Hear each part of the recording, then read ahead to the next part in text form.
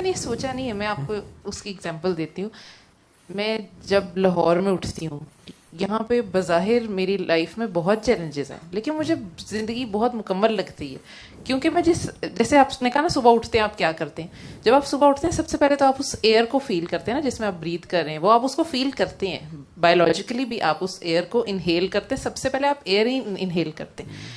تو میں نے یہ دیکھا ہے اپنے ساتھ کہ میں یو کے میں جب تھوڑا صبح اٹھتی ہوں یا کچھ, اس ایئر کے اندر مجھے بہت عجیب سی بیگانگی وہ چیز فیل ہوتی تھی. میں نے بہت دیکھی بھی. پھر مجھے ایک دن پارک میں, ادھر ہی پارک میں چلتے چلتے مجھے خیال ہے کہ یہاں پہ بندگی نہیں ہے. مجھے ایسا فیل ہوا کہ یہاں بندگی نہیں ہے. ایسا مجھے فیل ہوا, میں آپ کو ایکسپیرینس بتا رہی ہوں. مجھے ایسا لگا یہاں پہ بندے ٹو بندہ ریلیشن نہیں ہے نا, جو اس نے ہوا بہت اور طرح کا کیا ہوا ہے کہ وہ انہیل کرتے ہوئے بھی بہت بھاری ہے اور ایکسہیل کرتے ہوئے بہت بھاری ہے. میں پارک میں بھی ہوں تو مجھے کھلا سانس کی نہیں فیل ہو رہا. مجھے ایسا لگا. پھر میں کسی کے گھر گئی, وہاں پہ نفسا نفسی وہاں زیادہ ہے.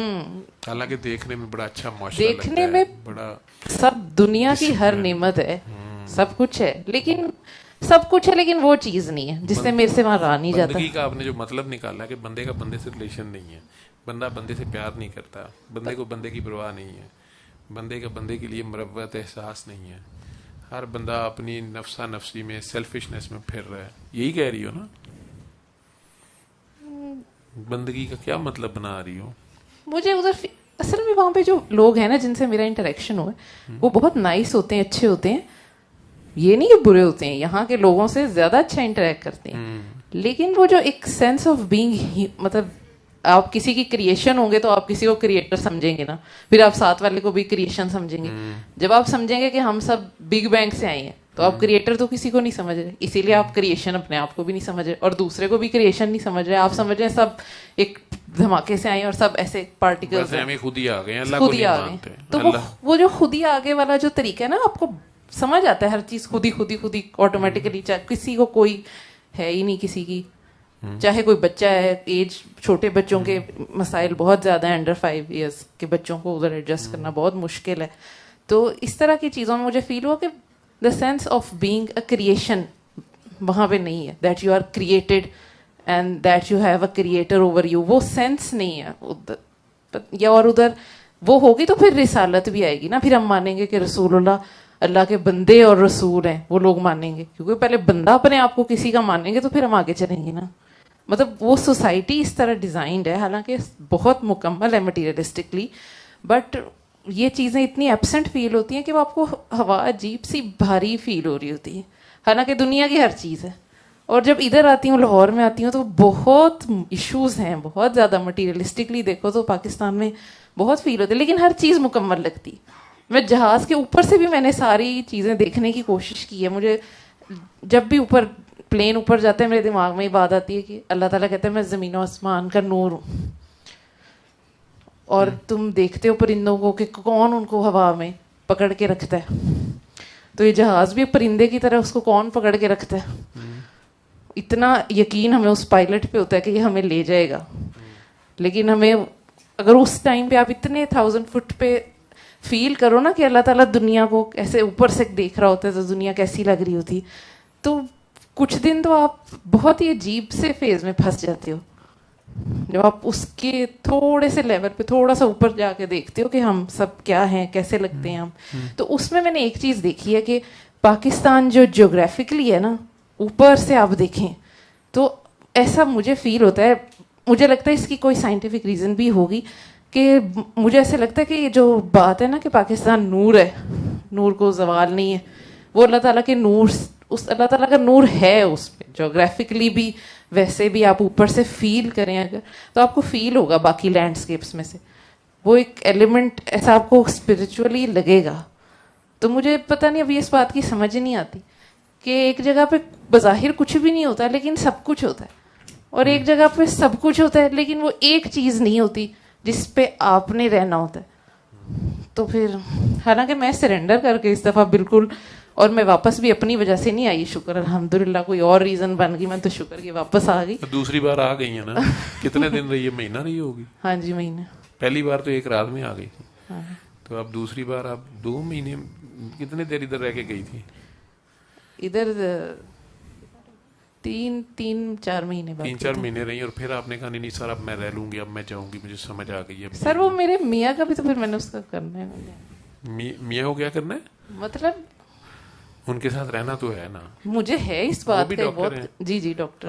تو آپ پھر ان کی خدمت کے لیے, ان کے ساتھ کے لیے بچے لے کے پھر گئیں اور بہت اچھا ٹائم گزرتا ہے. اچھا کتنی دیر رہی؟ مہینہ. ہاں جی. اور پھر آپ واپس آ گئیں. وہ تو کوئی اور ریزن بنی تو میں آ گئی. اچھا ریزن پھر اس میں تو کوئی اور بنی. ہاں میری ریزن نہیں بنی. اچھا میری بہت طبیعت خراب رہی ہے لیکن میں نے اپنی زبان پہ کوئی لفظ نہیں میں لے کے آئی. میں نے کہا اللہ تعالیٰ نے مجھے لے کے جانا ہوا تو کوئی اور ریزن بن جائے گی. اللہ معاف کرے کوئی اور ریزن بنوا دیے, مدعا میرے پہ نہ پڑے. سر کہیں نہ کہ میں تمہیں کہا تھا تم پھر آ گئی ہو. نہیں آپ نے مجھے کہا تھا رہنا, میری نیت یہ تھی میں نے رہنا ہے. میرے ہسبینڈ نے خود ہی ایک سرٹن ایشو کی وجہ سے کہا کہ آپ چلے کوئی اور بن گئی. جی کیونکہ آپ نے اللہ میاں سے کہا تھا کہ ریزن کوئی اور بنا دے,